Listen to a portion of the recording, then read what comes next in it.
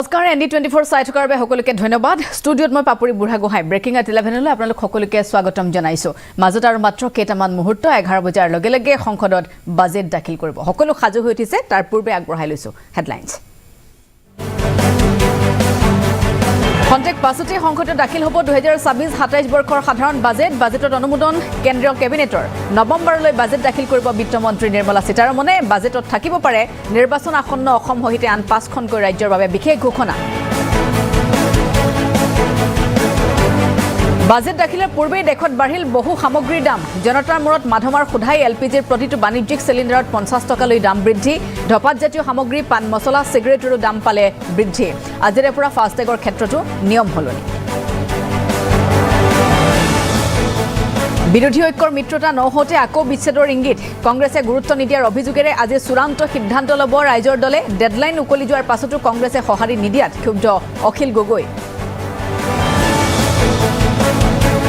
ইৰানৰ পৰিৱৰ্তে ভেনিজুৱেলাৰ পৰা তেল ক্ৰয় কৰিব ভাৰতে আমেৰিকাৰ ৰাষ্ট্ৰপতি ডোনাল্ড ট্ৰাম্পৰ বিস্ফোৰক দাবী তেল ৰপ্তানিৰ পদক্ষেপত আমেৰিকাই গ্ৰহণ কৰিব মুখ্য ভূমিকা আৰু চলচ্চিত্ৰ পৰিচালক ৰোহিত চেত্ৰীৰ মুম্বাইৰ বাসগৃহৰ সন্মুখত গুলীচালনা 4 জাইকৈ গুলী ফুটাই পলায়ন অচিনাক্ত দুৰ্বৃত্তৰ জোহৰ বাসগৃহত আৰক্ষী আৰু ফৰেন্সিকৰ দলে অভিযুক্তৰ সন্ধানত তদন্ত আৰম্ভ কৰিছে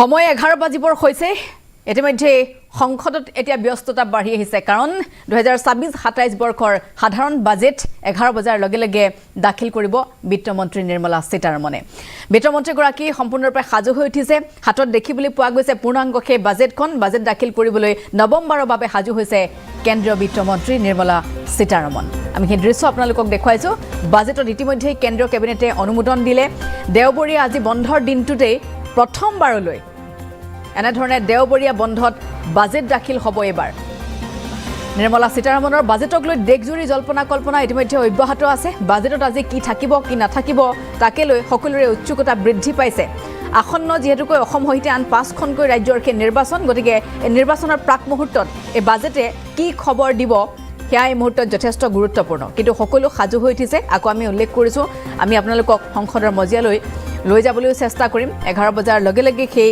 বাজেট দাখিল কৰিবৰ বাবে কেন্দ্ৰীয় বিত্তমন্ত্ৰীগৰাকী সম্পূৰ্ণৰূপে সাজু হৈ উঠিছে এবাৰ বাজেটখন যথেষ্ট গুৰুত্বপূৰ্ণ কাৰণ সন্মুখত কেইবাখনো ৰাজ্যৰ নিৰ্বাচন আছে গতিকে নিৰ্বাচন কেন্দ্ৰিক সকলো পদক্ষেপ কেনেধৰণে বাকি কি ভাল খবৰ লৈ আহিব পাৰে কি ব্যৱস্থা গ্ৰহণ কৰিব পাৰে এই বাজেটৰ পাছতে এয়া যথেষ্ট গুৰুত্বপূৰ্ণ হ'ব আৰু কেবিনেটে অনুমোদন দিয়াৰ লগে লগে আমি এই দৃশ্য আপোনালোকক দেখুৱাইছো ৰাষ্ট্ৰপতি ভৱনত এদৰে উপস্থিত হৈ ৰাষ্ট্ৰপতিৰ হাততো আংশিকভাৱে এনেধৰণৰ এখন প্ৰতিবেদন দিয়া দেখিবলৈ পোৱা গ'ল আৰু ৰাষ্ট্ৰপতি দ্ৰৌপদী মুৰ্মুৱে এই বাজেটখন এনেধৰণে লৈ অনুমোদন দিয়াৰ পাছতে এতিয়া সংসদৰ মজিয়াত অধিৱেশনতে বাজেট দাখিল কৰিবৰ বাবে সাজু হৈছে গতিকে এইভাবে কৈছো যথেষ্ট গুৰুত্বপূৰ্ণ ইয়াৰ পূৰ্বে আমি সেই ইতিহাস দেখিবলৈ পোৱা নাছিলো যে বন্ধৰ বাৰটাটো কেতিয়াবা বাজেট দাখিল কৰা হৈছে কিন্তু এবাৰ প্ৰথমবাৰলৈ দেওবাৰৰ দিনটোতো বাজেট দাখিল কৰিবলৈ সাজু হৈছে গতিকে বাজেটে কেনেধৰণৰ আশা প্ৰত্যাশা এবাৰ দেশবাসীৰ মাজলৈ কঢ়িয়াব সেয়া যথেষ্ট গুৰুত্বপূৰ্ণ বাজেট দাখিলৰ লগে লগে কি সামগ্ৰীৰ ক্ষেত্ৰত দাম কমিব কি সামগ্ৰীৰ ক্ষেত্ৰত দাম বাঢ়িব এয়াও যথেষ্ট গুৰুত্বপূৰ্ণ হ'ব কাৰণ শেহতীয়াকৈ মূল্যবৃদ্ধিৰ প্ৰসংগসমূহে যথেষ্ট গুৰুত্ব লাভ কৰি আহিছে কেইবাখনো ৰাজ্যত শেহতীয়াকৈ মূল্যবৃদ্ধি এক প্ৰকাৰ ৰাজ্যক কুঙা কৰিছে বুলি বিভিন্নজনে ক'বলৈ বিচাৰিছে গতিকে এই বাজেটে নিৰ্ধাৰণ কৰিব যে ইয়াৰ পাছৰ পৰৱৰ্তী কেনেধৰণৰ সিদ্ধান্ত এবাৰ কেন্দ্ৰ চৰকাৰে বাজেটত ল'লে কেনেধৰণৰ সামগ্ৰীৰ ক্ষেত্ৰত ৰেহাই পাব সাধাৰণ জনসাধাৰণে আৰু সমান্তৰালকৈ গোটেই পৰিকল্পনা এবাৰ বাজেটখনক লৈ কেনেধৰণে কৰা হৈছে কাৰণ আজি সকলো এই বাজেটৰ ওপৰতে দৃষ্টি নিবদ্ধ কৰি ৰাখিব সকলোৱে কাৰণ আজি বন্ধৰ বাৰ মই আকৌ কৈছো দেওবাৰ দিনটোৰ আজিৰ দিনটোত সকলো কাৰ্যালয় যেহেতুকৈ বন্ধ গতিকে সংসদৰ মজিয়াৰ আজিৰ এই বাজেটখনলৈ সকলোৰে দৃষ্টি নিবদ্ধ হৈ থাকিব ইতিমধ্যে কেন্দ্ৰীয় কেবিনেটে অনুমোদন জনোৱাৰ পাছত ৰাষ্ট্ৰপতিৰ হাততো বাজেট ইতিমধ্যে অৰ্পণ কৰা হৈছে আৰু তাৰ পাছত কেন্দ্ৰীয় বিত্তমন্ত্ৰী নিৰ্মলা সীতাৰমণে আমি দেখুৱাইছিলো যে কিছু সময় পূৰ্বে এই দীঘলীয়া কনভয় লৈ ইতিমধ্যে সংসদ ভৱনত প্ৰৱেশ কৰিছে আৰু সংসদ ভৱনত প্ৰৱেশ কৰাৰ লগে লগে এতিয়া সময়ো ঘড়ীত 11 বাজিছে গতিকে বাজেট দাখিল কৰিবলৈ লৈছে এই মুহূৰ্তত কেন্দ্ৰীয় বিত্তমন্ত্ৰী নিৰ্মলা সীতাৰমণে। আমি আগবঢ়াইছোঁ এই মুহূৰ্তৰ পোনপটীয়া সম্প্ৰচাৰ। ইতিমধ্যে অধ্যক্ষ ওম বিৰলাই আসন গ্ৰহণ কৰিছে আৰু ইয়াৰ লগে লগে আৰম্ভ হৈছে বাজেট। वित्त मंत्री Shrimati Nirmala Sitharaman ji.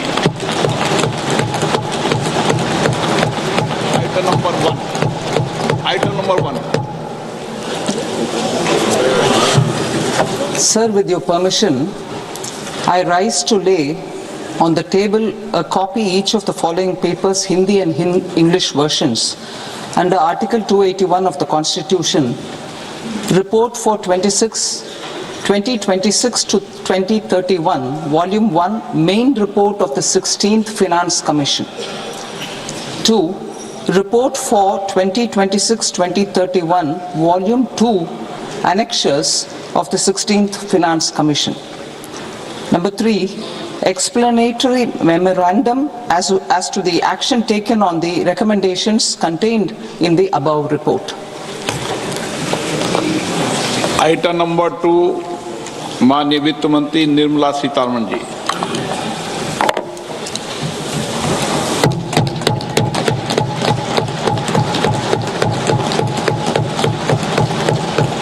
Item number 2. Honorable Speaker, sir, on the sacred occasion of Magh Purnima and the birth anniversary of Guru Ravidas, I present the budget for the year 2026-2027. Since we assumed office 12 years ago, India's economic trajectory has been marked by stability, fiscal discipline, sustained growth, and moderate inflation. This is the result of conscious choices we have made, even in times heightened uncertainty and disruption. Our government, led by Honorable Prime Minister Modi, has decisively and consistently chosen action over ambivalence, reform over rhetoric, and people over populism. We have pursued far-reaching structural reforms, fiscal prudence and monetary stability, whilst maintaining a strong thrust on public investment. Keeping Atmanirbharta as a lodestar, we have built domestic manufacturing capacity, energy security, and reduced critical import dependencies. Simultaneously, we have ensured that citizens benefit from every action of the government, undertaking reforms to support employment generation, agricultural productivity, household purchasing power, and universal services to people. These measures have delivered a high growth rate of around 7% and helped us make substantial strides in poverty reduction and improvement. These measures have delivered a high growth rate of around 7% and helped us make substantial strides in poverty reduction and improvement in the lives of our people. Today, we face an external environment in which trade and multilateralism are imperiled and access to resources and supply chains are disrupted. New technologies are transforming production systems while sharply increasing demands on water, energy, and critical minerals. India will continue to take confident steps towards Viksit Bharat, balancing ambition with inclusion. As a growing economy with expanding trade and capital needs, India must also remain deeply integrated with global markets, exporting more and attracting stable long-term investment. As I begin Part A, I want to express my gratitude to the people for standing firmly with us as we forge our way together towards becoming one of the largest economies of the world.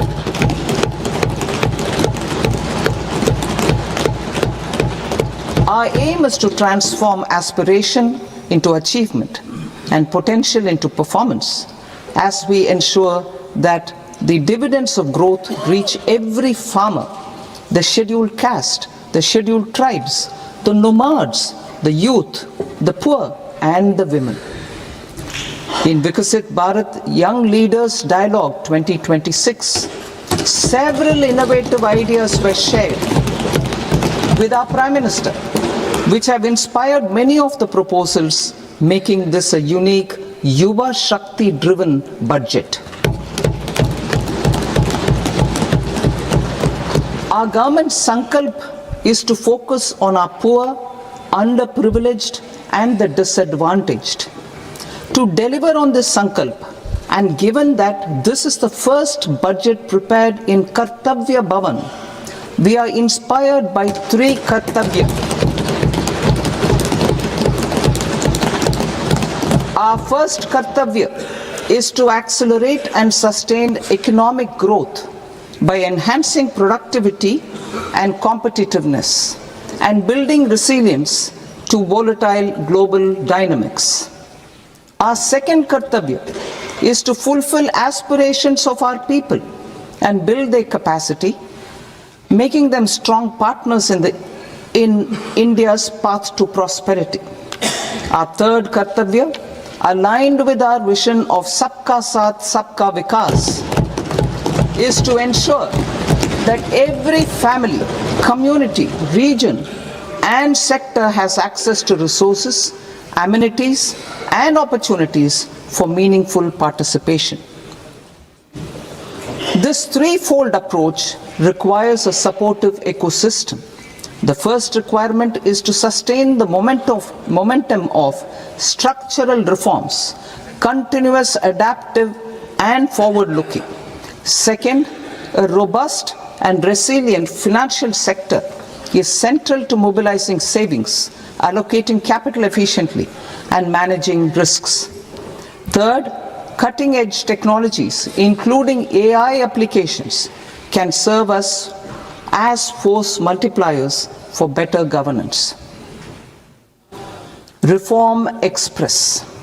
Our government has undertaken comprehensive reforms towards creating employment, boosting productivity, and accelerating growth.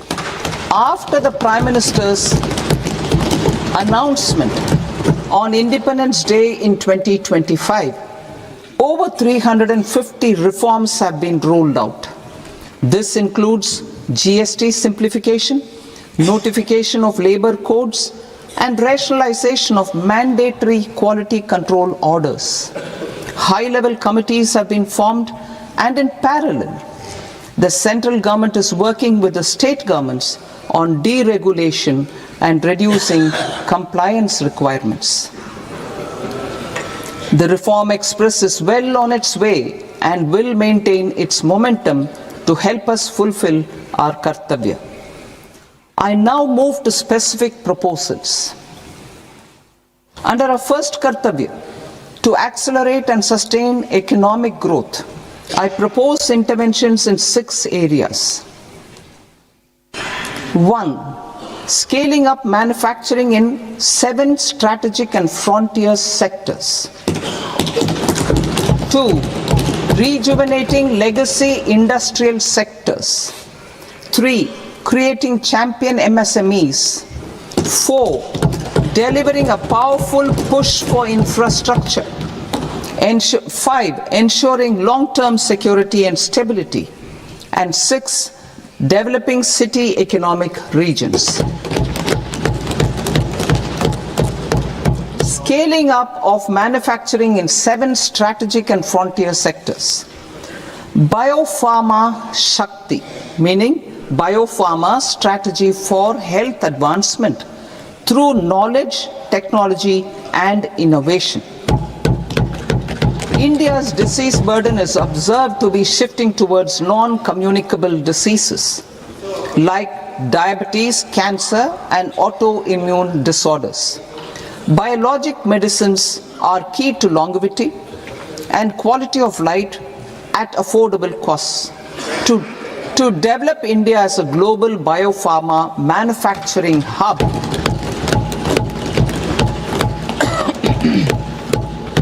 I propose the Biopharma Shakti with an outlay of 10,000 crores over the next 5 years. This will build the ecosystem for domestic production of biologics and biosimilars. The strategy will include a biopharma-focused network with 3 new national institutes of pharmaceutical education and research, popularly known as NIPERs, and upgrading 7 existing ones. It will also create a network of 1,000 accredited India clinical trials sites. We propose to strengthen the Central Drug Standard Control Organization to meet global standards and approve timeframes through and approval timeframes through a dedicated scientific review cadre and specialists. India's Semiconductor Mission 1.0 expanded India's semiconductor sector capabilities. Building on this, we will launch ISM 2.0 to produce equipment and materials, design full-stack Indian IP, and fortify supply chains. We will also focus on industry-led research and training centers to develop technology and skilled workforce. The Electronics Components Manufacturing Scheme, launched in April 2025 with an outlay of 22,919 crores, already has investment commitments at double the targets. We propose to increase the outlay to 40,000 crores to capitalize on this momentum.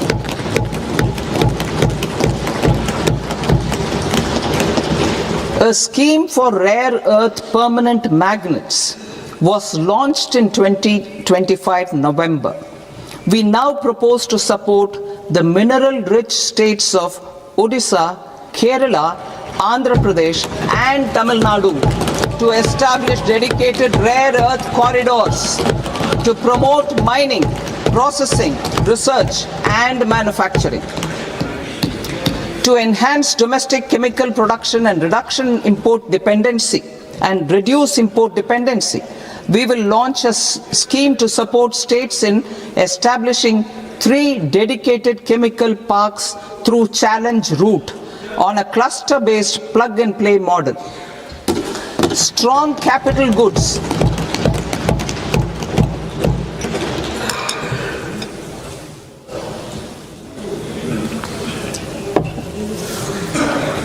Strong capital goods capability is a determinant of productivity and quality across different sectors. Towards building this capacity, I propose the following. High-tech tool rooms will be established by central public sector enterprises at 2 locations as digitally enabled automated service bureaus that locally design, test and manufacture high-precision components at scale and at lower cost. 2. A scheme for enhancement of construction and infrastructure equipments will be introduced to strengthen domestic manufacturing of high value and technologically advanced CIE. This can range from lifts in a multi-storied apartment or firefighting equipment in multiplexes, large or small, and to tunnel boring equipments for building metros and high-altitude roads. I also propose a scheme for container manufacturing to create a globally competitive container manufacturing ecosystem with a budgetary allocation of 10,000 crores over a 5-year period. For the labor-intensive textile sector, I propose an integrated program with 5 subparts. 1. The National Fiber Scheme for self-reliance in natural fibers such as silk, wool and jute, man-made fibers and new age fibers.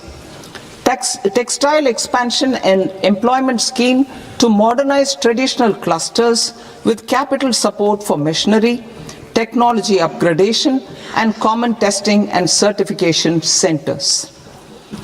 3. The National Handloom and Handicraft Program to integrate and strengthen existing schemes and ensure targeted support for weavers and artisans. Tex Eco initiative to promote globally competitive and sustainable textiles and apparels.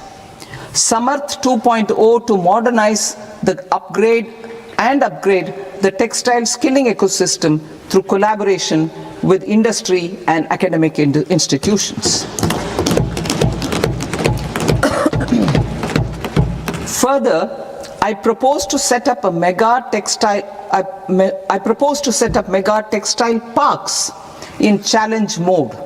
They can also focus on bringing value addition to technical textiles.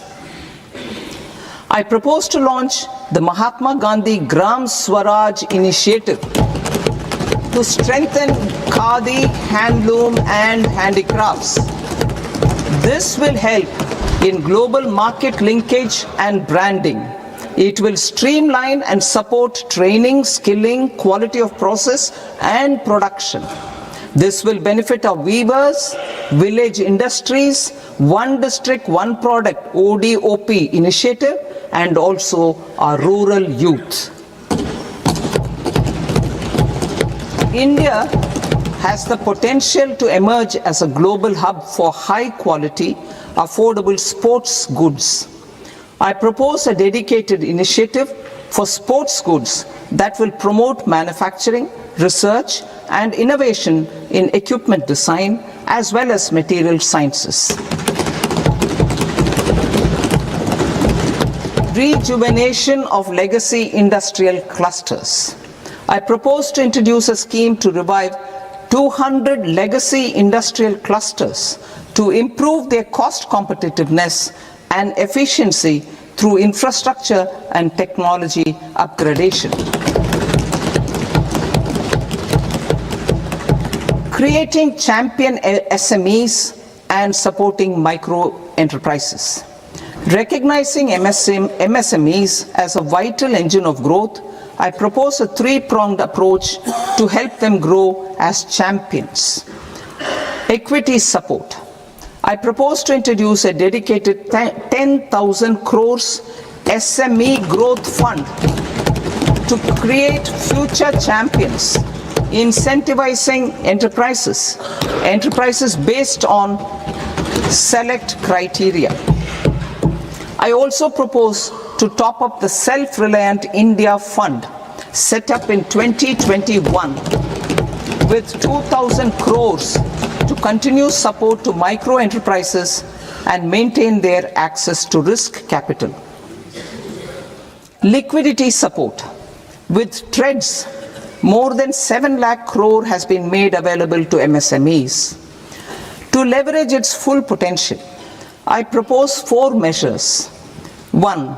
Mandate TREDS as the transaction settlement platform for all purchases from MSMEs by CPSEs, serving as a benchmark for other corporates. 2. Introduce a credit guarantee support mechanism through CGTMSE for invoice discounting on TREDS platform. 3. Link GEM with TREDS for sharing information with financiers about government purchases from MSMEs, encouraging cheaper and quicker financing. 4. Introduce TREDS receivables as asset-backed securities, helping develop a secondary market, enhancing liquidity and settlement of transactions. Professional support. Government will facilitate professional institutions such as the ICAI, ICSI, ICMAI to design short-term modular courses and practical tools to develop a cadre of corporate mitras, especially in Tier 2 and Tier 3 towns. These accredited para-professionals will help MSMEs meet compliance requirements at affordable costs. Infrastructure. During this past decade, our government has undertaken several initiatives for large-scale enhancement of public infrastructure, including through new financing instruments such as Infrastructure Investment Trust (InvITs) and Real Estate Investment Trust (REITs), and institutions like NIIF and NABFID. We shall continue to focus on developing infrastructure in cities with over 5 lakh population, that is tier 2, tier 3 cities, which have expanded to become growth centers. Public capital expenditure has increased manifold from 2 lakh crore in 2014-15 to an allocation of 11.2 lakh crore in BE 25-26. In this coming year, that is financial year 2026-27, I propose to increase it to 12.2 lakh crores to continue the momentum. To strengthen the confidence of private developers regarding risks during infrastructure development and construction phase, I propose to set up an infrastructure risk guarantee fund to provide prudentially calibrated partial credit guarantee to lenders. Over the years, RIDEs have emerged as a successful instrument for asset monetization. I propose to accelerate recycling of significant real estate assets of the CPSEs through the setting up of dedicated RIDEs. To promote environmentally sustainable movement of cargo, I propose to 1. Establish new dedicated freight corridors connecting Dankuni in the east to Surat in the west. Operationalize 20 new national waterways over the next 5 years, starting with National Waterways 5 in Orissa to connect mineral-rich areas of Talcher and Angul and industrial centers like Kalinga Nagar to the ports of Paradeep and Dhamra. Training institutes will be set up as regional centers of excellence for development of required manpower for these waterways. This will benefit youth in the entire stretch of the waterways to train and acquire skills. Further, a ship repair ecosystem catering to inland waterways will also be set up at Varanasi and Patna. And C. Launch a coastal cargo promotion scheme for incentivizing a modal shift from rail to road to increase the share of inland waterways and coastal shipping from 6% to 12% by 2047. To enhance last mile and remote connectivity and promote tourism, I propose to give incentives to indigenize manufacturing of seaplanes. A seaplane VGF scheme will be also introduced to provide support for operations. Carbon capture, utilization and storage. Aligning with the roadmap launched in December 2025, the carbon capture, utilization and storage technologies at scale will achieve higher readiness and in end-use application across 5 industrial sectors, including power, steel, cement, refineries, and chemicals.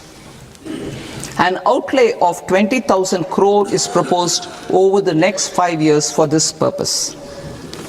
City economic regions. Cities are India's engines of growth, innovation, and opportunities. We shall now focus on tier 2, tier 3 cities and even temple towns which need modern infrastructure and basic amenities. This budget aims to further amplify the potential of cities to deliver the economic power of agglomerations by mapping city economic regions based on their specific growth drivers. An allocation of 5,000 crore per CER over 5 years is proposed for implementing their plans through a challenge mode with a reform cum result based financing mechanism. In order to promote environmentally sustainable passenger systems, we will develop 7 high-speed rail corridors between cities as growth connectors, namely Mumbai to Pune, Pune to Hyderabad, Hyderabad to Bengaluru, Hyderabad to Chennai, Chennai to Bengaluru, Delhi to Varanasi, Varanasi to Siliguri.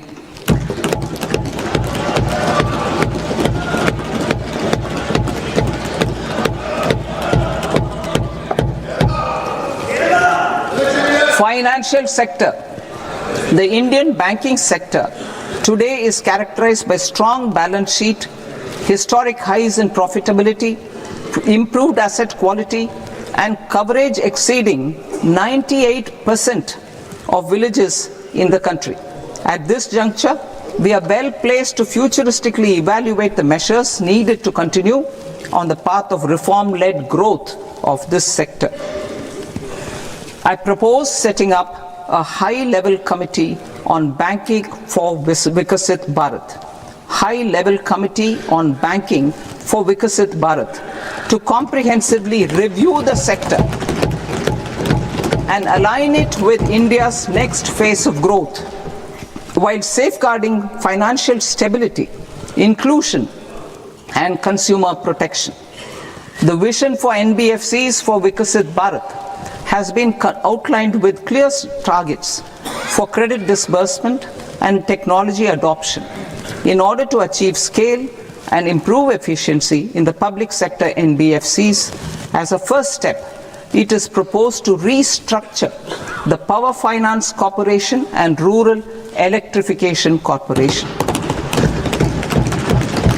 I propose a comprehensive review of the foreign exchange management non-debt instruments rules to create a more contemporary, user-friendly framework for foreign investments consistent with India's evolving economic priorities.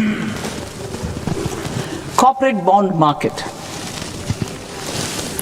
I propose to introduce a market-making framework with suitable access to funds and derivatives on corporate bond indices.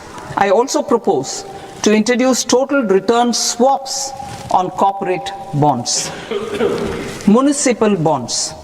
To encourage the issuance of municipal bonds of higher value by larger cities, I propose an incentive of 100 crore rupees for a single bond issuance. 100 crore rupees for a single bond issuance of more than 1,000 crore. The current scheme under Amrit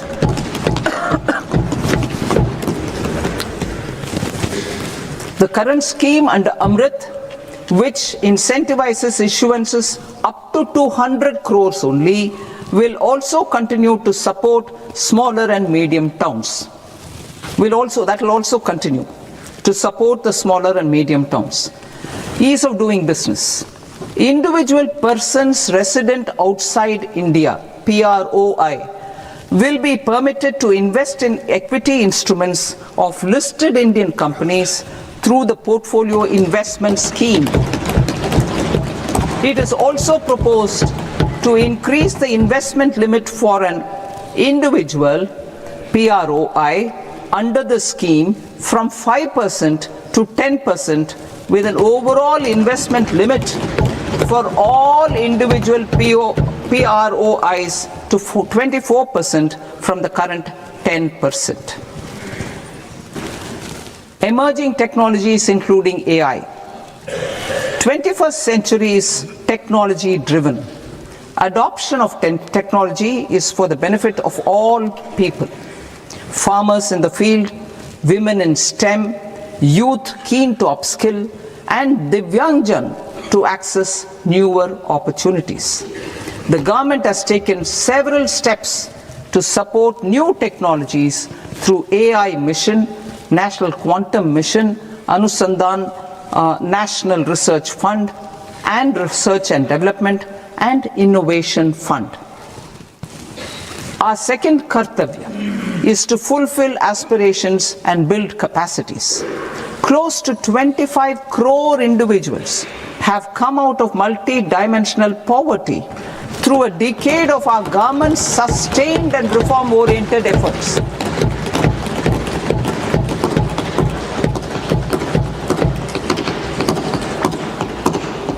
Our government has therefore decided to place a renewed emphasis on the service sector to provide a pathway to fulfilling aspirations of a youthful India with the following measures. I propose to set up a high-powered education to employment and enterprises standing committee to recommend measures that focus on services sector as a core driver of Viksit Bharat. This will make us a global leader in services with a 10% global share by 2047. The committee will prioritize areas to optimize the potential for growth, employment, and exports. They will also assess the impact of emerging technologies, including AI, on jobs and skill requirements and propose measures thereof. To create a range of skilled career pathways, a new range of skilled career pathways for our youth, I propose interventions in the following sectors. Health. Existing institutions for allied health professionals will be upgraded and new AHP institutions established in private and government sectors. This will cover 10 selected disciplines, including optometry, radiology, anesthesia, OT technology, applied psychology and behavioral health, and add 1 lakh AHPs over the next 5 years. A strong care system covering geriatric and allied care services will be built. A variety of NSQF aligned programs will be developed to train multi-skilled caregivers, combining core care and allied skills such as wellness, yoga, and operation of medical assistive devices. In the coming year, 1.5 lakh caregivers will be trained.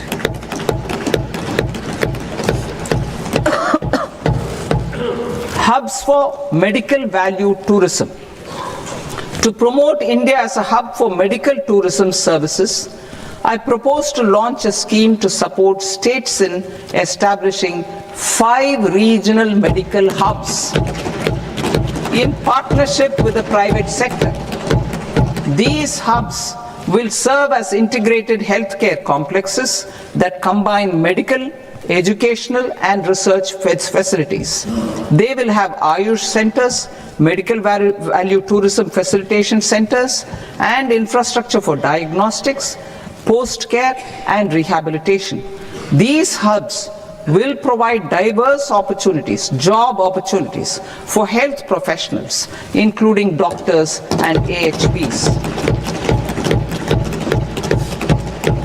Ancient Indian yoga, already respected in several parts of the world, was given a mass global recognition when Honorable Prime Minister took it to the UN.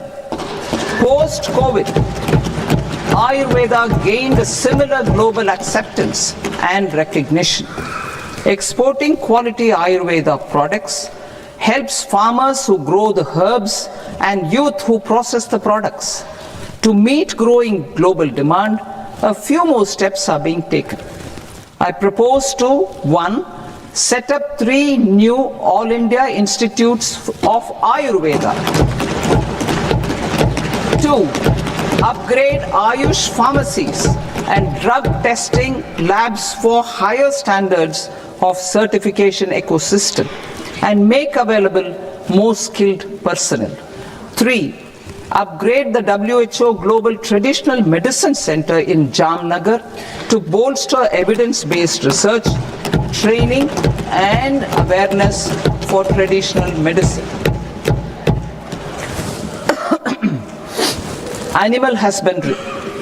Livestock contributes to close to 16% of farm income including of poor and marginal households.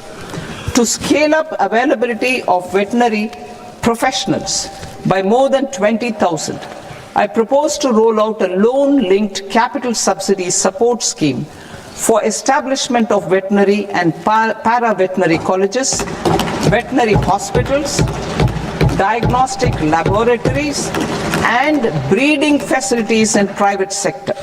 Collaboration between Indian and foreign institutions will also be facilitated.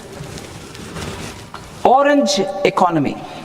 India's animation, visual effects, gaming and comics sector, AVGC sector, is a growing industry projected to require 2 million professionals by 2030.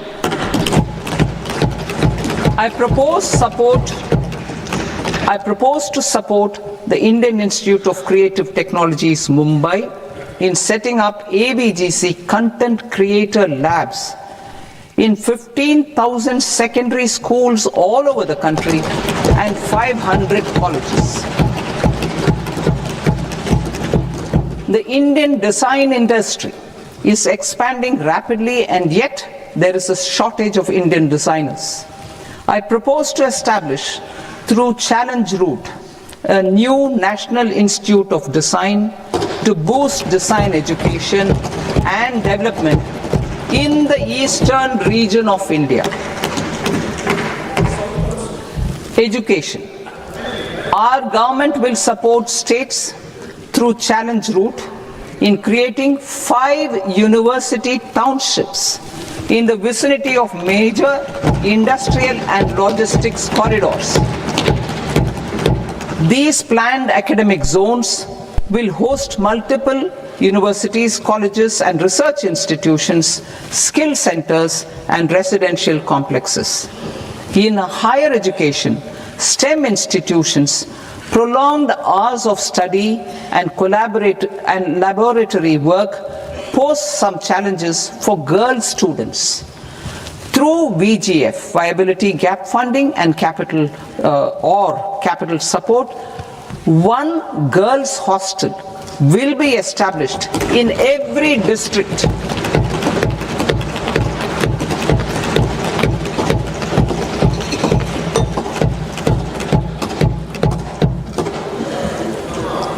To promote astrophysics and astronomy via immersive experiences, 4 telescope infrastructure facilities will be set up or upgraded.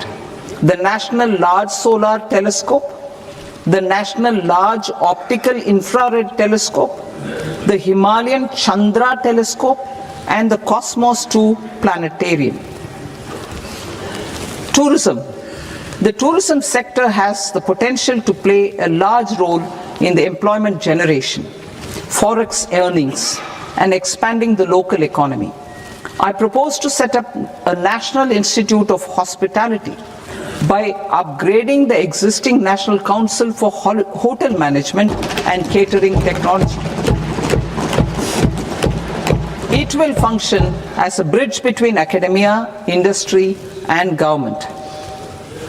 I also propose a pilot scheme for upskilling 10,000 guides in 20 iconic tourist sites through a standardized, high-quality, 12-week training course in hybrid mode in collaboration with the Indian Institute of Management.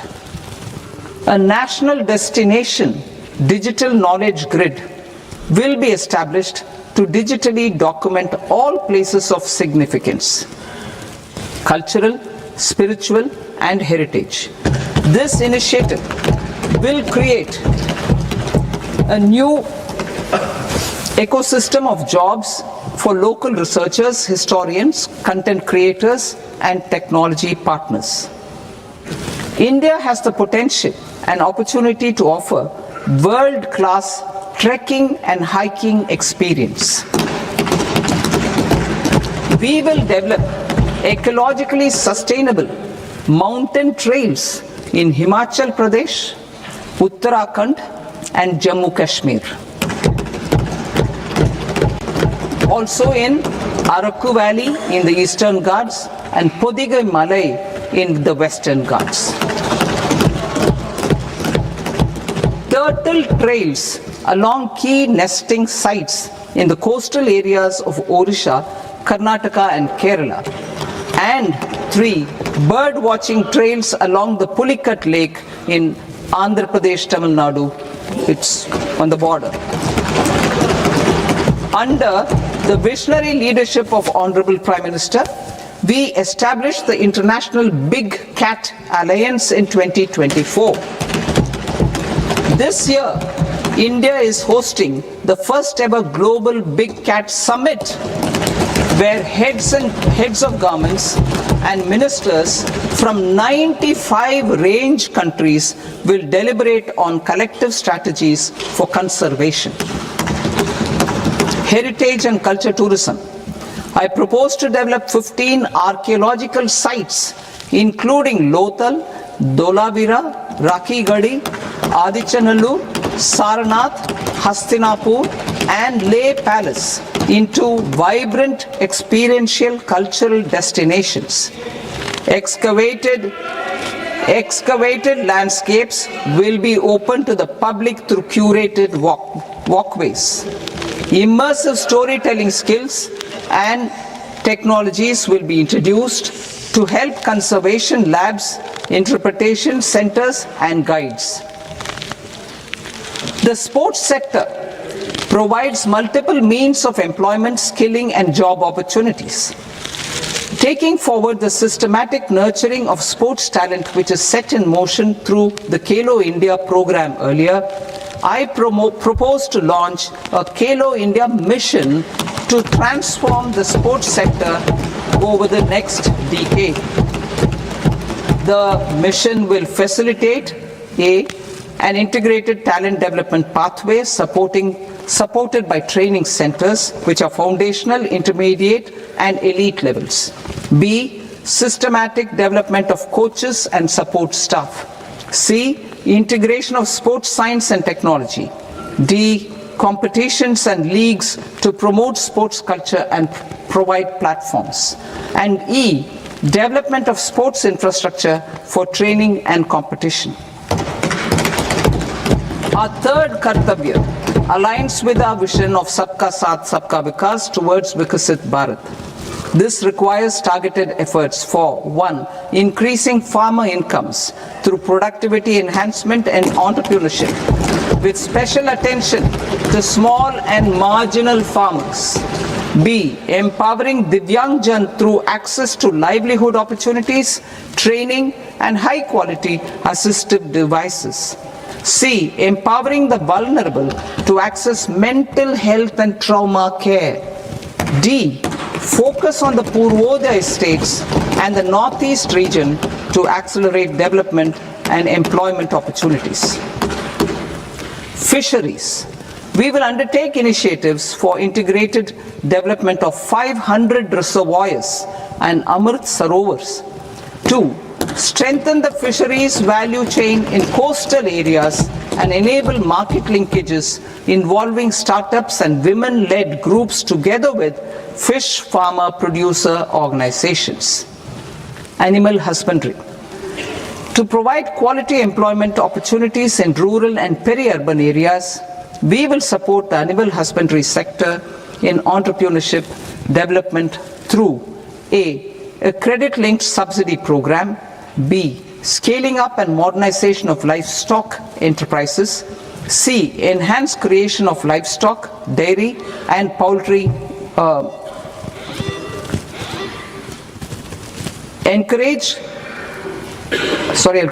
Enhanced creation of livestock, dairy, and poultry-focused integrated value chains. And D. Encourage creation of livestock farmer-producer organizations. High-value agriculture. To diversify farm outputs, increase productivity, enhance farmers' incomes, and create new employment opportunities, we will support high-value crops such as coconut, sandalwood, cocoa, cashew in the coastal areas, agar trees in Northeast, and nuts such as almonds, walnuts, and pine nuts in our hilly regions. These, all of them, will be supported. India is the world's largest producer of coconuts. About 30 million people, including nearly 10 million farmers, depend on coconuts for their livelihood. To further enhance competitiveness in coconut production, I propose a coconut promotion scheme to increase production and enhance productivity through various interventions, including replacing and non-productive trees with new saplings or plants or varieties in major coconut growing states. A dedicated program is proposed for Indian cashew and cocoa to make India self-reliant in raw cashew and coconut production and processing, enhance export competitiveness, and transform Indian cashew and Indian cocoa into premium global brands by 2030. Sandalwood is closely linked to India's social and cultural heritage. Our government will partner with state governments to promote focused cultivation and post-harvest processing to restore the glory of the Indian sandalwood ecosystem, to rejuvenate old, low-yielding orchards and expand high-density cultivation of walnuts, almonds, and pine nuts. We will support a dedicated program to enhance farmer incomes and in bringing value addition by engaging youth. Bharat Vistar, that is virtually integrated system to access agricultural resources. I propose to launch Bharat Vistar, a multilingual AI tool that shall integrate the AgriStack portals and the ICAR package on agricultural practices with AI systems. This will enhance farm productivity, enable better decisions for farmers, and reduce risk by providing customized advisory support. She Marts for rural women-led enterprises. Building on the success of Lakhpati Didi program, I propose to help women take the next step from credit-linked livelihoods to being owners of enterprises. Self-help entrepreneur, She Marts will be set up as community-owned retail outlets within the cluster-level federations through enhanced and innovative financing instruments. Empowering Divyangjan. Divyangjan Kaushal Yojana. Information technology, AVGC sectors, hospitality and food and beverages sectors often offer task-oriented and process-driven roles which are suitable for Divyangjan. We will ensure dignified livelihood opportunities through industry-relevant and customized training specific to each Divyangjan group. Divyang Sahara Yojana. Timely access to high-quality assistive devices for all eligible Divyangjan is a fundamental need. I propose to 1. Support the Artificial Limbs Manufacturing Corporation of India, ALIMCO, to set up and to scale up production of assistive devices, invest in R&D and AI integration, strengthen PM Divyasha Kendras, and support setting up of assistive technology marts as modern retail style centers where Divyangjan and senior citizens can see, try and purchase assistive products. Reaffirming our commitment to mental health and trauma care. There are no national institutes for mental health care in North India. We will therefore set up a NIMHANS 2 and also upgrade national mental health institutes in Ranchi and in Tezpur as regional apex institutions. Emergencies expose families, particularly the poor and vulnerable, to unexpected expenditure. We will strengthen and increase these capacities by 50% in district hospitals by establishing emergency and trauma care centers. Focus on Purvodaya states and northeastern regions. Purvodaya, I propose the development of an integrated East Coast industrial corridor with a well-connected node at Durgapur, creation of 5 tourism destinations in 5 Purvodaya states, and the provision of 4,000 e-buses. Buddhist sites in northeastern region.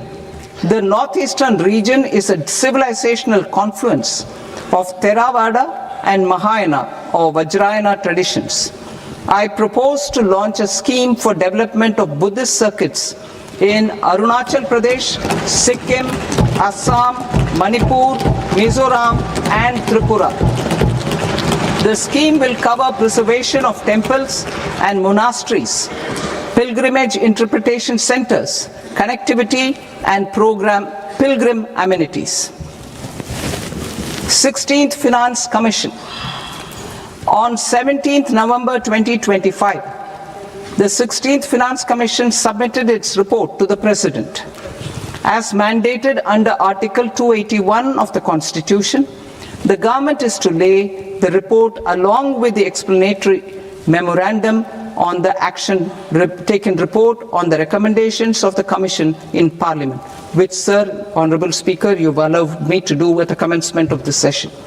The government has accepted the recommendation of the Commission to retain the vertical share of devolution at 41%. As recommended by the Commission, I have provided 1.4 lakh crores of rupees to the states for the year 2026-2027 as Finance Commission grants. These include rural and urban local body and disaster management grants. Fiscal consolidation. Government has been delivering on our fiscal commitments consistently without compromising on social needs. To strive towards accepted standards of fiscal management in Budget 25-26, I had indicated that the central government would target reaching a debt to GDP ratio of 50 plus or minus 1% by 2030-31. In line with this, the debt to GDP ratio is estimated to be 55.6% of GDP in BE 26-27. compared to 56.1% of GDP in RE 25-26. A declining debt to GDP ratio will gradually free up resources for priority sector lending and expenditure by reducing the outgo on interest payments. One of the main operational instruments for debt targeting is the fiscal deficit. I am happy to inform this august House that I fulfilled my commitment made in 2021-2022 to reduce fiscal deficit below 4.5% of GDP by 25-26. In RE 25-26, the fiscal deficit has been estimated at par with BE of 2025-26 at 4.4% of GDP. In line with the new fiscal prudence path of debt consolidation, the fiscal deficit in BE 26-27 is estimated to be 4.3% of the GDP.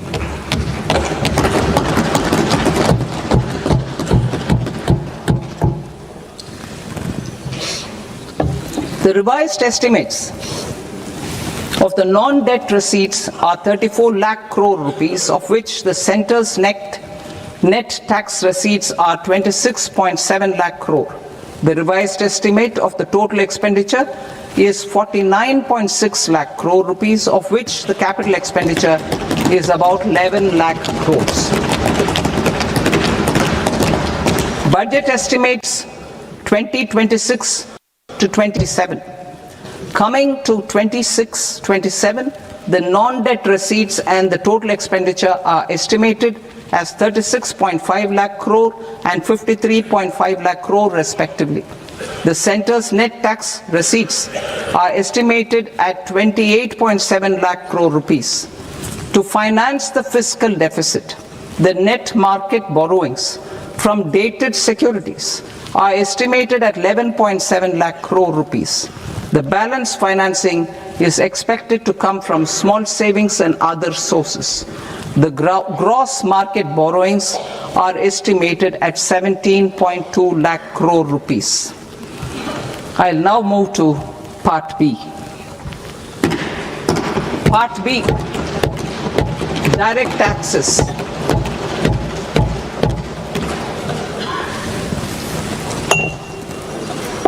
Honorable Speaker, sir, I now present my proposals on direct taxes. New Income Tax Act.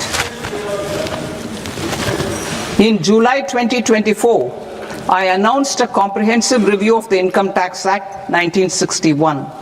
This was completed in a record time, and the Income Tax Act 2025 will come into effect from 1st April 2026. The simplified income tax rules and forms will be notified shortly, giving adequate time to taxpayers to acquaint themselves with its requirements. The forms have been redesigned such that ordinary citizens can comply without difficulty. Ease of living. I propose that any interest awarded by the Motor Accident Claims Tribunal to a natural person will be exempt from income tax, and any TDS on this account will be done away with. I propose to reduce TCS rate on the sale of overseas tour program package from the current 5% and 20% to 2% without any stipulation of amount. I propose to reduce TCS rate for pursuing education and for medical purposes under the Liberalized Remittance Scheme, popularly known as LRS, from 5% to 2%. Supply of manpower services is proposed to be specifically brought within the ambit of payment to contractors for the purpose of TDS to avoid ambiguity. Thus, TDS on these services will be at the rate of either 1% or 2% only. I propose a scheme for small taxpayers wherein a rule-based automated process will enable obtaining a lower or nil deduction certificate instead of filing an application with the assessing officer. For the ease of taxpayer holding securities in multiple companies, I propose to enable depositories to accept Form 15G or Form 15H from the investor and provide it directly to various relevant companies. I propose to extend time available for revising returns from 31st December to up to 31st March with the payment of a nominal fee. I also propose to stagger the timeline for filing of tax returns. Individuals with ITR 1 and ITR 2 returns will continue to file till 31st July, and non-audit business cases or trusts are proposed to be allowed time till 31st August. TDS on sale of immovable property by a non-resident is proposed to be deducted and deposited through resident buyers and his or her PAN-based challan instead of requiring a TAN, which is a temporary accounting number. To address practical issues of small taxpayers like students, young professionals, tech employees, relocated NRIs, and such others, I propose to introduce a one-time 6-month foreign asset disclosure scheme for these taxpayers to disclose income or assets below a certain size. This scheme would be applicable for two categories of taxpayers, namely A, who did not disclose their overseas income or assets, and B, who disclosed their overseas income and or paid due tax but could not declare the asset acquired. For category A, the limit of undisclosed income or asset is proposed to be up to 1 crore rupees. They need to pay 30% of fair market value of asset or 30% of undisclosed income as tax and 30% as additional income tax in lieu of penalty and would thereby get immunity from prosecution. For category B, asset value is proposed to be up to 5 crore rupees. Here, immunity from both penalty and prosecution will be available with a payment of fee of 1 lakh rupees. Rationalizing penalty and prosecution. Multiplicity of proceedings are hindrance to the ease of doing business. I propose to integrate assessment and penalty proceedings by way of a common order for both. There will be no interest liability on the taxpayer on the penalty amount for the period of appeal before the first appellate authority, irrespective of the outcome of appeal process. Further, quantum of prepayment is being reduced from 20% to 10% and will continue to be calculated only on core tax demand. As an additional measure for reducing litigation, I propose to allow taxpayers to update their returns even after reassessment proceedings have been initiated, and an additional 10% tax rate over and above the rate applicable for the relevant year. The assessing officer will then use only this updated return in his proceedings. There is already a framework for immunity from penalty and prosecution in the cases of underreporting. I propose to apply this framework for immunity to misreporting too. However, in such a case, the taxpayer will need to pay 100% of the tax amount as an additional income tax over and above the tax and interest due.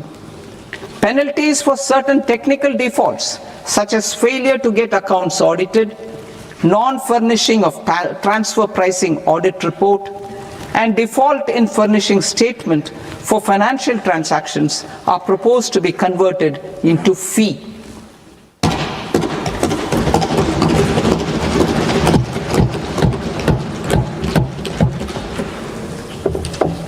I propose to rationalize prosecution framework under Income Tax Act while maintaining a careful balance for deterrence in some serious offence. Non-production of books of account and documents and requirement of TDS payment where payment is made in kind are being decriminalized. Further, minor offences will attract fine only. The remaining prosecutions will be graded commensurate with the quantum of offence.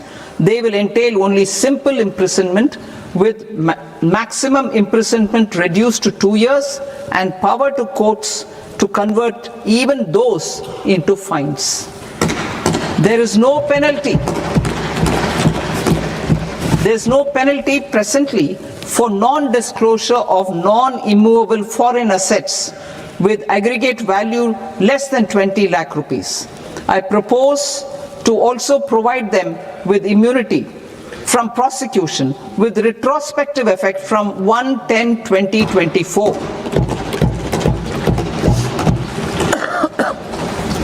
Cooperatives. Deduction is already allowed to a primary cooperative society engaged in supplying milk, oil seeds, fruits or vegetables raised or grown by its members. I propose to extend this deduction to also include supply of cattle feed and cotton seed produced by its members. I propose to allow inter-cooperative society dividend income as deduction under the new tax regime to the extent it is further distributed to its members. I further propose to allow exemption for a period of 3 years to dividend income received by a notified national cooperative federation on their investments made in companies up to 31/1/2026. This exemption would be allowed only for dividends further distributed to its member cooperatives. Supporting IT sector as India's growth engine. India is a global leader in software development services, IT-enabled services, knowledge process outsourcing services, and contract R&D services relating to software development. These businesses and their segments are quite interconnected with each other. All these services are proposed to be clubbed under a single category of information technology services with a common safe harbor margin of 15.5% applicable to all. The threshold for availing safe harbor for IT services is being enhanced substantially from 300 crore rupees to 2,000 crore rupees. Safe harbor for IT services shall be approved by an automated rule-driven process without any need for tax officer to examine and accept the application. Once applied by an IT services company, the same safe harbor can be continued for a period of 5 years at a stretch at its choice. For IT services companies who want to conclude advanced pricing agreement, APA, I propose to fast-track unilateral APA process for IT services and endeavor to conclude it within a period of 2 years. The period of 2 years can be extended by a further period of 6 months on taxpayers' request. I propose to extend the facility of modified returns available to the entity entering APA to its associated entities also. Attracting global business and investment. Recognizing the need to enable critical infrastructure and boost investment in data centers, I propose to provide tax holiday till 2047 to any foreign company that provides cloud services to customers globally by using data center services from India. It will, however, need to provide services to Indian customers through an Indian reseller entity. I also propose to provide a safe harbor of 15% on cost in case the company providing data center services from India is a related entity. To harness the efficiency of just-in-time logistics for electronic manufacturing, I propose to provide safe harbor to non-residents for component warehousing in a bonded warehouse at a profit margin of 2% of the invoice value. The resultant tax of about 0.7% will be much lower than in competing jurisdictions. To provide fillip to toll manufacturing in India, I propose to provide exemption from income tax for 5 years to any non-resident who provides capital goods, equipment, or tooling to any toll manufacturer in a bonded zone.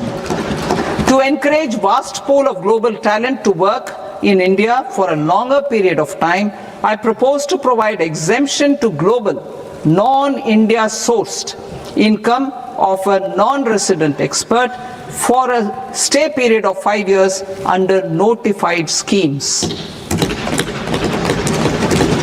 I propose to provide exemption from minimum alternate tax, the MAT, to all non-residents who pay tax on presumptive basis.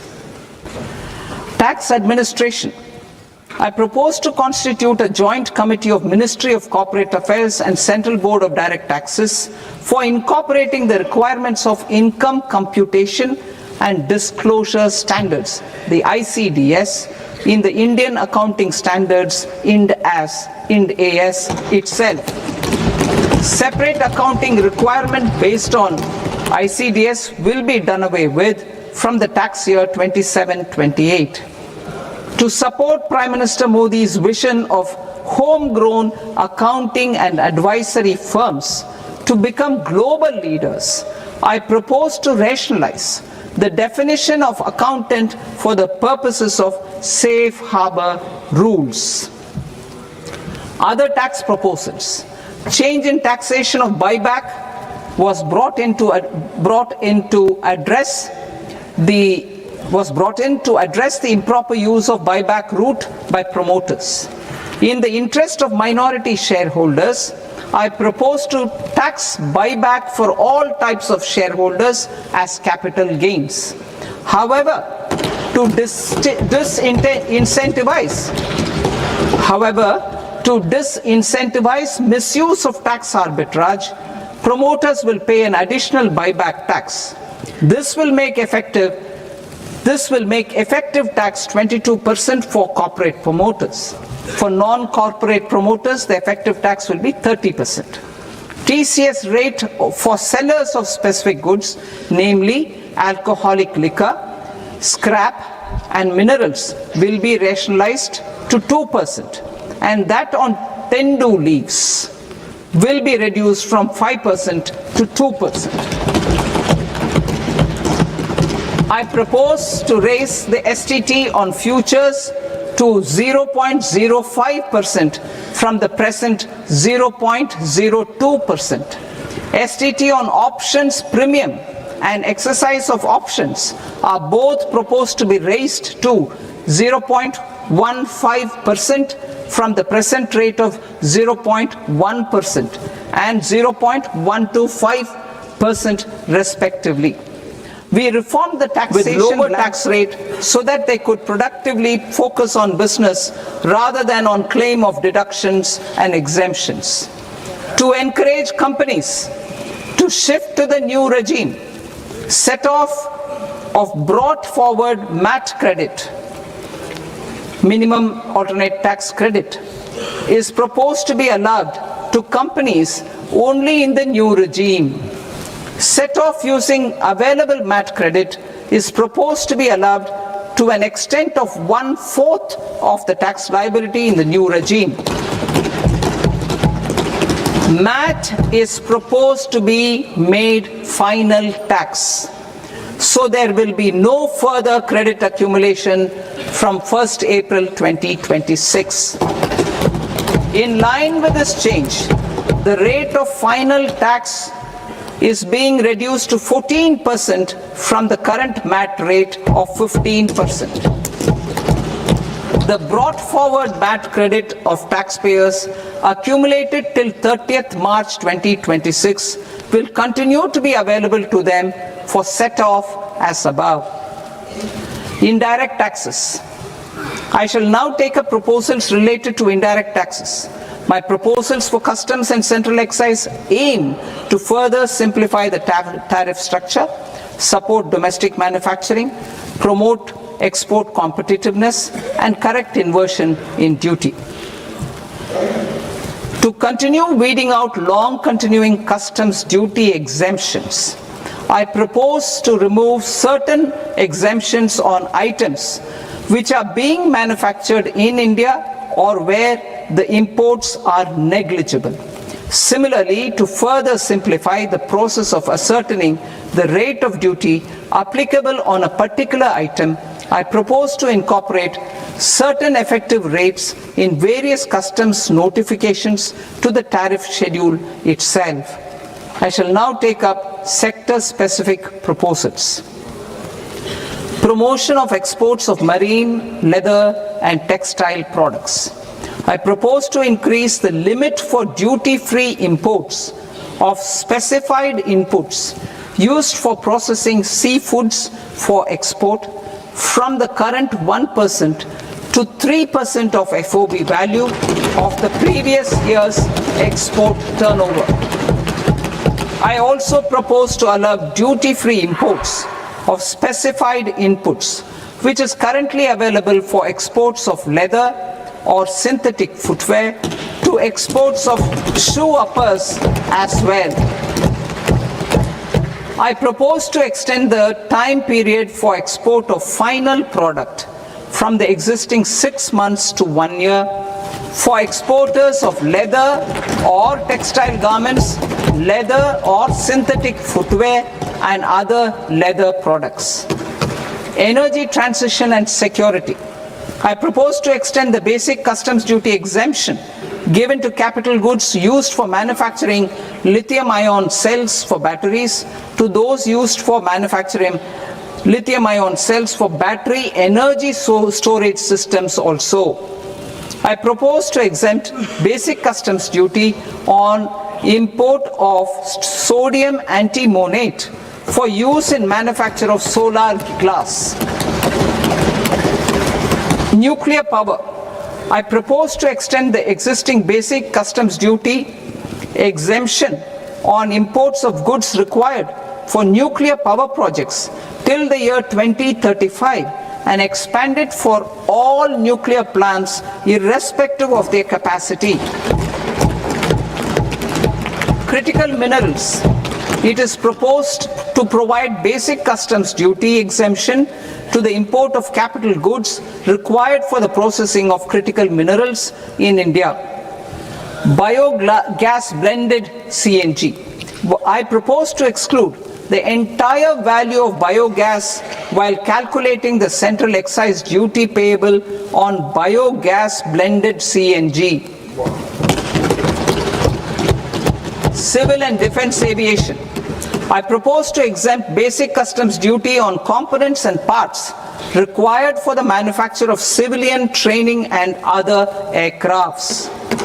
It is proposed to exempt basic customs duty on raw materials imported for the manufacture of parts of aircraft to be used in maintenance, repair, or overall requirements by units in the defense sector. Electronics. To deepen value addition in the consumer electronics sector, I propose to exempt basic customs duty on specified parts used in the manufacture of microwave ovens. Special economic zone.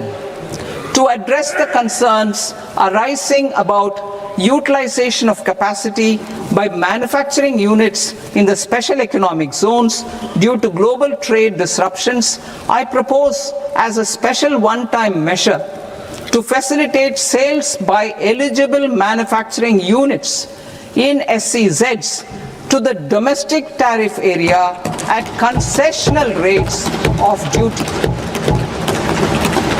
The quantity of such sales will be limited to a prescribed proportion of their exports. Necessary regulatory changes will be undertaken to operationalize the measures while ensuring level playing field for the units working in the DTA. Ease of living. To rationalize the customs duty structure for goods imported for personal use, I propose to reduce the tariff rate on all dutiable goods imported for personal use from 20% to 10%. To provide relief to patients, particularly those suffering from cancer, I propose to exempt basic customs duty on 17 drugs or medicines. I propose also to add 7 more rare diseases for the purposes of exempting import duties on personal imports of drugs, medicines, and food for special medical purposes used in their treatment. Customs process. India's role and share in the global trade is poised for a major leap in line with our ambition and journey towards Vikasit Bharat.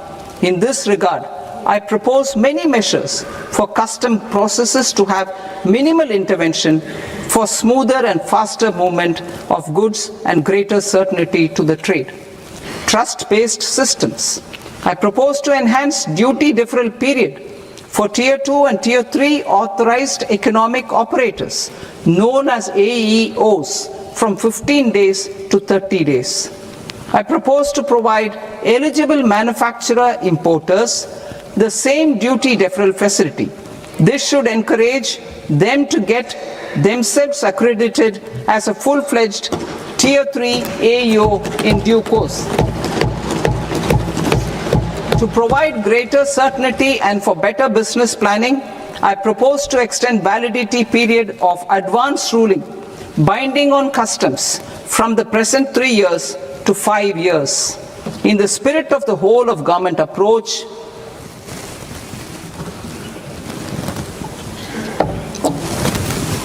government agencies will be encouraged to leverage AEO accreditation for preferential treatment in clearing their cargo. Regular importers with trusted long-standing supply chains will be recognized in the risk system so that the need for verification of their cargo every time can be minimized. Export cargo using electronic sealing. Export cargo using electronic sealing will be provided through clearance from the factory premises to the ship. For import of goods not needing any compliance, filing of bill of entry by a trusted importer and arrival of goods will automatically notify customs for completing their clearance formalities. This will enable goods to be released immediately on arrival. The customs warehouse framework will be transformed into a warehouse operator-centric system with a self-declarations, electronic tracking, and risk-based audit. These reforms will move away from the current system of officer-dependent approvals and reduce transaction delays and compliance costs. Ease of doing business. Approvals required for cargo clearance from various government agencies will be seamlessly processed through a single and interconnected digital window by the end of the financial year. Processes involved in clearance of food, drugs, plant and animal and wildlife products accounting for about 70% of interdicted cargo will be operationalized on this system by April 2026 itself. For goods not having any compliance requirement, clearance will be done by customs immediately after online registration is completed by the importer, subject to the payment of duty. Customs integrated system will be rolled out in 2 years as a single integrated and scalable platform for all customs processes. Utilization of non-intrusive scanning with advanced imaging and AI technology for risk assessment will be expanded in a phased manner with the objective to scan every container across all the major ports. New export opportunities to support Indian fishermen to fully harness the economic value of marine resources beyond our territorial waters. The following measures will be taken. A. Fish catch by an Indian fishing vessel in exclusive economic zone or on the high seas will be made free of duty. Landing of such fish on foreign port will be treated as export of goods. Safeguards will be put in place to prevent misuse during fish catch, transit or transshipment. To support aspirations of India's small businesses, artisans and startups to access global markets through e-commerce, I am pleased to announce complete removal of the current value cap of 10 lakh rupees per consignment on courier exports. In addition, handling of rejected and returned consignments will be improved with effective use of technology for identifying such consignments. I propose to revise provisions governing baggage clearance during international travel to address genuine concerns of passengers. The revised rules will enhance duty-free allowances in line with the present-day travel realities and provide clarity in temporary carriage of goods brought in or taken out. There are honest taxpayers who are willing to settle disputes by paying all their dues, but they get deterred due to negative connotation associated with penalty. They will now be able to close cases by paying an additional amount in lieu of penalty. Honorable Speaker, sir, with this, I commend the budget to this august House. Jai Hind.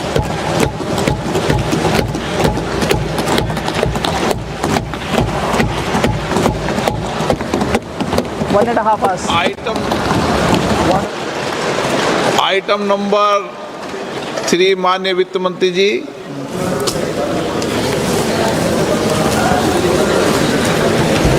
Item number 2, sir. 3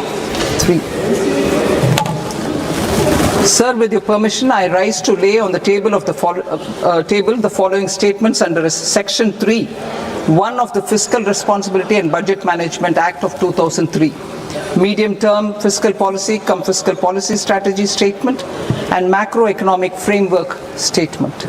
item number 4 माननीय वित्त मंत्री जी। Sir, with your permission, I move for leave to introduce the Finance Bill 2026. प्रश्न ये कि विधेयक को पुनर्स्थापित करने की अनुमति प्रदान की जाए। जो सदस्य इस पक्ष में हाँ गए, जो सदस्य विरोध में ना गए, मेरे विचार में निर्णय हाँ वालों के पक्ष में हाँ वालों के पक्ष में अनुमति प्रदान की जाती है। माननीय मंत्री जी, अब विधेयक पुनर्स्थापित करें। Sir, I introduce the bill. माननीय सदस्यगण, आपको सूचित किया जाता है कि माननीय वित्त मंत्री जी के बजट भाषण की कॉपी पब्लिकेशन काउंटर पर ली जाती है। बजट भाषण और बजट से संबंधित दस्तावेज आपके मोबाइल फोन और मेंबर पोर्टल्स पर ही उपलब्ध है। सभा की कार्रवाई कल सोमवार दिनांक 2 फरवरी 2026 को प्राप्त 11 बजे तक के लिए स्थगित की जाती है।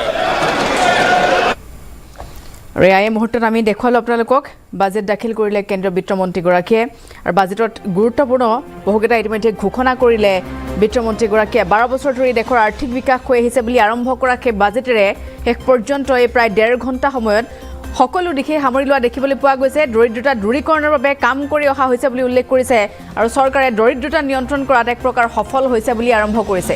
বিকশিত ভাৰতৰ দিশে এতিয়া দেশ আগবাঢ়িছে, দ্ৰুতগতিত আৰ্থিক বিকাশ চৰকাৰৰ লক্ষ্য বুলি উল্লেখ কৰিলে বিত্তমন্ত্ৰীগৰাকীয়ে। বিনিয়োগ বঢ়াবলৈ অহৰহ প্ৰচেষ্টা অব্যাহত ৰাখিছে, ঔদ্যোগিক বিকাশ বৃদ্ধি কৰিব লাগিব এই কথা উল্লেখ কৰিছে। যুৱ শক্তিৰ নিয়োগৰ সংখ্যা বৃদ্ধি কৰিব এবাৰৰ বাজেটে আৰু সেই লক্ষ্য বান্ধি লৈছে এবাৰৰ বাজেটে। বিশেষকৈ চহৰাঞ্চলত আৰ্থিক বিকাশ বৃদ্ধিৰ লক্ষ্য বান্ধি লৈছে। বায়ো ফাৰ্মৰ বাবে ইতিমধ্যে 10,000 কোটি টকা ধাৰ্য কৰিছে এবাৰ বাজেটে। আত্মনিৰ্ভৰ ভাৰত গঢ়াত চৰকাৰে গুৰুত্ব আৰোপ কৰিছে, জৈৱিক ঔষধ প্ৰস্তুতত গুৰুত্ব আৰোপ কৰিছে। ৰাসায়নিক পাৰ্ক ভাৰতত ছেমি কণ্ডাক্টৰৰ হাব বনোৱাৰ লক্ষ্য বান্ধি লৈছে, যাৰ বাবে 40,000 কোটি টকা ধাৰ্য কৰিছে। মহাত্মা গান্ধীৰ গ্ৰাম স্বৰাজ যোজনাৰ ক্ষেত্ৰত প্ৰস্তাৱ গ্ৰহণ কৰিছে। ইয়াৰ দ্বাৰা লাভান্বিত হ'ব শিপিনী আৰু কুটিৰ উদ্যোগ। গাঁৱৰ দৰিদ্ৰ যুৱক যুৱতী লাভৱান হ'ব। মুকলি কৰা হ'ব ছেমি কণ্ডাক্টৰ মিছন 2.0। GST আৰু সৰলীকৃত কৰাৰ প্ৰস্তাৱ লৈছে। মধুমেহ আৰু কৰ্কট ৰোগৰ ঔষধৰ দাম কমিব এই বাজেটৰ পাছতে। দেশত 22টাকৈ ৰাষ্ট্ৰীয় জলপথ নিৰ্মাণ কৰা হ'ব। ৰেচম লগতে পাট আৰু ঊলৰ বাবে ৰাষ্ট্ৰীয় ফাইবাৰ যোজনাৰ ঘোষণা কৰা হৈছে। 3খনকৈ ৰাজ্যত খনিজ কৰিডৰ নিৰ্মাণৰ ঘোষণা কৰিছে। উৰিষ্যাকে ধৰি কেৰালা আৰু ছত্তীশগড়ত খনিজ কৰিডৰ হ'ব। 7খনকৈ নতুন হাই স্পীড ৰেল কৰিডৰ নিৰ্মাণ কৰা হ'ব। Delhi Varanasi high speed rail corridor আৰু লগতে Varanasi Siliguri high speed rail corridor. Pune Hyderabad চেন্নাইত চলিব হাই স্পীড ৰেল। MSMEৰ বাবে 10,000 কোটি টকা আবণ্টন দিছে বাজেটে। 10 বছৰত দেশত দূৰ হৈছে 22 কোটি লোকৰ দৰিদ্ৰতা। 5খনকৈ আঞ্চলিক মেডিকেল হাবৰ ঘোষণা কৰিলে বাজেটত। দেশত নিৰ্মাণ কৰিব 3খনকৈ আয়ুৰ্বেদিক এইমছৰ। দেশৰ প্ৰতিখন জিলাতে একোটাকৈ ছাত্ৰী নিবাস নিৰ্মাণ কৰাৰ কথা ঘোষণা। আত্মনিৰ্ভৰ ভাৰত যোজনাত 2,000 কোটি টকা ধাৰ্য কৰা হৈছে। নিয়োগ বৃদ্ধিৰ বাবে বিকাশ কৰা হ'ব পৰ্যটন উদ্যোগ। IIMৰ সহায়ত 20,000 যুৱকক পৰ্যটন গাইড হিচাপে প্ৰশিক্ষণ দিয়া হ'ব, য'ত 15,000 বিদ্যালয় 500 মহাবিদ্যালয়ত কণ্টেণ্ট ক্ৰিয়েটৰ লেব ঘোষণা কৰিছে বিত্তমন্ত্ৰীগৰাকীয়ে। আৰু এনেধৰণে বাজেটত কেইবাটাও ভাল খবৰ ইতিমধ্যে দিলে। 12 বছৰে আৰ্থিক দিশৰ ক্ষেত্ৰত ভাৰত আগবাঢ়ি যোৱাৰ কথা ইতিমধ্যে উল্লেখ কৰিলে বিত্তমন্ত্ৰীগৰাকীয়ে। ছেমি কণ্ডাক্টৰৰ ক্ষেত্ৰত বিশেষ এই বাজেটতে লক্ষ্য বান্ধি লৈছে চৰকাৰে। সমান্তৰালকৈ ৰাষ্ট্ৰীয় জলপথ সূচনাৰ কথা ইতিমধ্যে ক'লে। বস্ত্ৰ উদ্যোগৰ বিকাশৰ বাবে মেগা টেক্সটাইল ফাৰ্মৰ প্ৰস্তাৱ ইতিমধ্যে সদনত দাখিল কৰা হৈছে। হাই স্পীড ৰেলৱে কৰিডৰৰ কথা আমি ইতিমধ্যে উল্লেখ কৰিছোঁ। নতুন আয়কৰ আইনৰ কথা ক'লে আৰু এই আইনখন 1 এপ্ৰিলৰ পৰা বলবৎ হ'ব সেই কথা ক'লে আৰু উত্তৰ পূবৰ বাবে বিশেষ ঘোষণা কৰা হ'ল উত্তৰ পূবত অগৰ গছ উৎপাদনত গুৰুত্ব প্ৰদান কৰা হ'ব মৎস্য পালনৰ বাবে 500টাকৈ জলাশয়ৰ বিকাশৰ সাধনৰ ক্ষেত্ৰত বাজেটে গুৰুত্ব আৰোপ কৰিব লগতে কৃষিৰ উৎপাদন বৃদ্ধিত গুৰুত্ব প্ৰদান কৰিব উত্তৰ পূবৰ মঠ মন্দিৰ সংৰক্ষণৰ ক্ষেত্ৰতো বিশেষ গুৰুত্ব প্ৰদান কৰা হ'ব বুলি ইতিমধ্যে ঘোষণা কৰিছে কেন্দ্ৰীয় বিত্তমন্ত্ৰীগৰাকীয়ে ইয়াৰ ব্যৱহাৰ কৰা হ'ব অধিক গুৰুত্ব প্ৰদান কৰা হ'ব এবাৰ বিশেষকৈ 7টা ক্ষেত্ৰত বাজেটত বিশেষ গুৰুত্ব দিয়া আমি দেখিবলৈ পালোঁ বিশেষকৈ দেশৰ যুৱ শক্তিৰ বাবে এই বাজেট যথেষ্ট গুৰুত্বপূৰ্ণ বুলি উল্লেখ কৰিলে জিএছটিক অধিক সৰল কৰাৰ প্ৰস্তাৱ এবাৰ লোৱা হ'ল সেমি কণ্ডাক্টৰ প্ৰকল্পৰ ওপৰত বিশেষ গুৰুত্ব প্ৰদান কৰিলে উত্তৰ পূবৰ বাবে আৰু এটা ভাল খবৰ আছে যে সেই ভাল খবৰটো হৈছে 4000 ই-বাছৰ ব্যৱস্থা কৰিব উত্তৰ পূৰ্বাঞ্চলৰ বাবে উত্তৰ পূবৰ ধৰ্মীয় সেই ক্ষেত্ৰসমূহ সংৰক্ষণৰ ওপৰত গুৰুত্ব প্ৰদান কৰিব লগতে 6খনকৈ উত্তৰ পূবৰ ৰাজ্যত বৌদ্ধিক সাৰ্কিট নিৰ্মাণ কৰা হ'ব বুলি উল্লেখ কৰিছে এবাৰৰ বাজেটত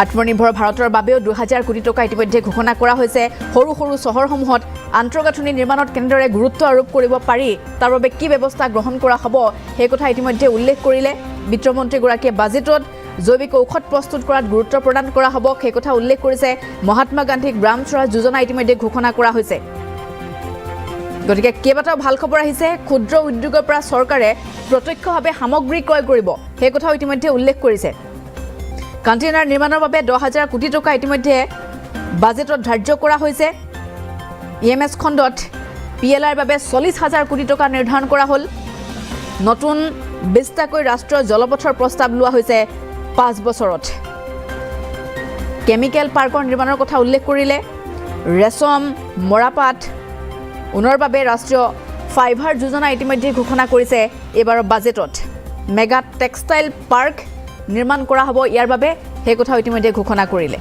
আৰু এনেধৰণে বাজেটে বহুকেইটা ভাল খবৰ আনিছে আয়কৰ প্ৰদানৰ প্ৰপত্ৰসমূহৰ ক্ষেত্ৰতো বাজেটত উল্লেখ কৰা হ'ল যে সেই সকলোসমূহ সৰলীকৃত কৰা হ'ব কৰ ফাঁকিৰ ক্ষেত্ৰত শাস্তিৰ পৰিৱৰ্তে এবাৰৰ পৰা জৰিমনাৰ ব্যৱস্থা কৰা হ'ব বুলি বাজেটে ইতিমধ্যে উল্লেখ কৰিলে আয়ৰ পৰিমাণ 1 কোটিলৈকে বৃদ্ধিৰ প্ৰস্তাৱ দিছে আৰু সেই আয় হ'ব অঘোষিত আয় গতিকে বিদেশ যাত্ৰাৰ পেকেজৰ ক্ষেত্ৰত কৰ যাতে হ্ৰাস কৰিব পাৰি তাৰ প্ৰস্তাৱ এইবাৰ বাজেটে লৈছে বিদেশ যাত্ৰাৰ টিচিএছৰ 5% হ্ৰাসৰ প্ৰস্তাৱ লৈছে আৰু আয়কৰ ফাঁকিৰ ক্ষেত্ৰত শাস্তি নহয় 30% অতিৰিক্ত কৰৰ প্ৰস্তাৱ এইবাৰ বাজেটত 10%ৰ প্ৰস্তাৱ আনিছে কৰৰ ক্ষেত্ৰত জৰিমনাৰ আৰু সময়সীমা 31 জুলাই পৰ্যন্ত কৰাৰ প্ৰস্তাৱ দাখিল কৰিছে আয়কৰ ক্ষেত্ৰত দাম বৃদ্ধি হ'ব সুৰা আৰু খনিজ সামগ্ৰীৰ স্ক্ৰেপ সামগ্ৰীৰ দাম বাঢ়িব আমি সেই কথা আপোনালোকক জনাইছোঁ গতিকে এনেধৰণে বহুকেইটা গুৰুত্বপূৰ্ণ ইতিমধ্যে ঘোষণা কৰা দেখিবলৈ পোৱা গ'ল এবাৰৰ বাজেটত কেন্দ্ৰীয় মন্ত্ৰীগৰাকীৰ এই বাজেট ভাগনত প্ৰায় 1 ঘণ্টা 30 মিনিটৰ সময়ত কোনবিলাক সামগ্ৰীৰ দাম বাঢ়িব আৰু কমিব সেই ক্ষেত্ৰত ইতিমধ্যে উল্লেখ কৰিলে নতুন আয়কৰ আইনৰ কথা ইতিমধ্যে ক'লে জিএছটিৰ ক্ষেত্ৰত কি সিদ্ধান্ত গ্ৰহণ কৰা হ'ল সেয়া ইতিমধ্যে জনাইছে বিত্তমন্ত্ৰীগৰাকীয়ে